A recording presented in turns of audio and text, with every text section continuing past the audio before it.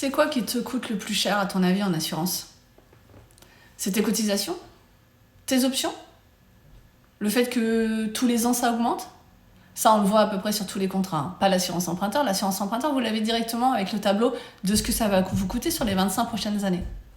Non, ce qui va vraiment te coûter, je vais te le dire moi, c'est le sinistre. C'est le sinistre qui ne sera pas indemnisé.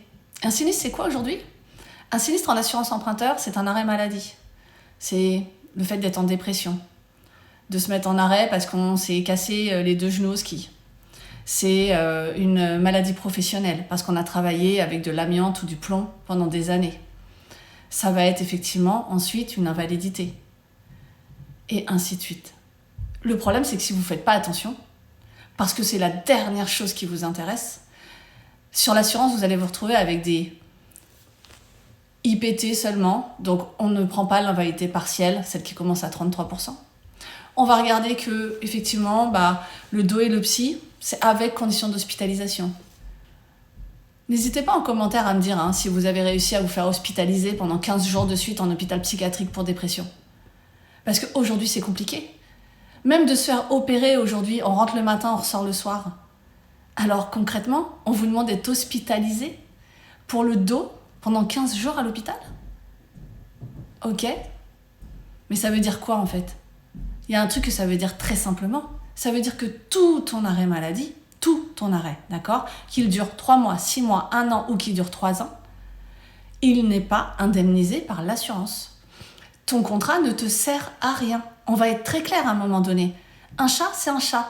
Et aujourd'hui, si tu as des conditions d'hospitalisation en dos ou en psy, tu as un risque de ne jamais être indemnisé sur ton sinistre. Ni ton arrêt maladie, ni un accident du travail d'ailleurs, et même si c'est de l'accident du travail et que ça touche votre dos, si tu n'es pas hospitalisé, ça ne marche pas. Et ensuite, il se passe quoi? Si cet arrêt, il devient une invalidité, en fait, c'est le même principe. Si tu n'es pas hospitalisé, même l'invalidité, elle n'est pas indemnisée. Donc ton contrat, là, oui, tu peux le dire. Tu peux dire que l'assurance, tu la payes pour rien. Vraiment. Et en fait, ce qu'il faut que vous compreniez, c'est que tous les contrats sont différents. Vraiment différents. Ils sont tous différents. Vous pouvez tous être à la même compagnie d'assurance et ne pas avoir le même contrat. Vous n'avez pas le même profil, vous n'avez pas le même risque, vous n'avez pas les mêmes options et vous n'avez pas les mêmes formules d'indemnisation. Si tu es fonctionnaire, en plus, pas de chance, dans la majorité des cas, ce sera de l'indemnitaire sur les contrats de la CNP, là. Et sinon, sur d'autres contrats, tu es fonctionnaire, c'est 180 jours de franchise juste parce que tu as ce statut-là. Maintenant, tu es travailleur non salarié, c'est pareil. Il faut faire attention à ton risque. Donc, tout ça, là, les salariés même, quand on vous dit c'est quoi ta profession, c'est marqué salarié cadre ou salarié non cadre. C'est pas une profession. Il faut vraiment que vous compreniez. Le conseil aujourd'hui et la tranquillité d'esprit, ça n'a pas de prix. Vraiment. Donc, il faut changer vos contrats. Il faut vérifier, ne pas faire confiance à la banque aveuglément parce que tous les contrats bancaires ne sont pas bons. Je suis désolée de le dire. Il y a beaucoup de contrats sur le marché qui sont une catastrophe. Et le problème, c'est que vous allez vous en rendre compte trop tard. Vous allez vraiment vous en rendre compte quand il sera trop tard. Donc, à partir du moment où tu es en arrêt maladie ou en invalidité et que tu te bats avec ton assurance, aujourd'hui, je ne peux rien faire pour toi. Rien.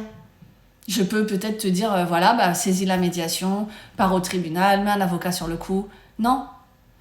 Le problème, il sera trop tard. Si on applique bêtement un contrat, là, la médiation peut donner raison à l'assureur. Parce qu'on applique le contrat que tu as signé. Alors oui, t'as pas compris. Et oui, on t'a pas expliqué.